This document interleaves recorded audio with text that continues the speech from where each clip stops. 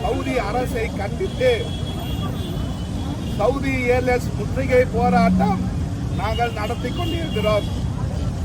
காசாவில் இனப்படுகொலை, பாலஸ்தீன் மக்களுக்கு இனப்படுகொலை நடந்து கொண்டிருக்கிறது. காசா மக்கள் உணவு இல்லாமல், உடுக்க துணி இல்லாமல் பட்னி பசியாக வாழ்ந்து கொண்டிருக்கிறார்கள். ஆனால் சவுதி கல்ஃப் கண்ட்ரி முஸ்லிம் நாடுகள் வேடிக்கை பார்த்து கொண்டிருக்கிறது. முஸ்லிம் நாடுகள் நினைத்தால் 5 நிமிடத்தில் அந்த போரை நிறுத்த முடியும். ஆனால் அவர்கள் வேடிக்கை பார்த்து கொண்டு, சுகத்துக்காக வேடிக்கை பார்த்து கொண்டு, பதவிக்காக வேடிக்கை பார்த்து கொண்டிருக்கிறார்கள்.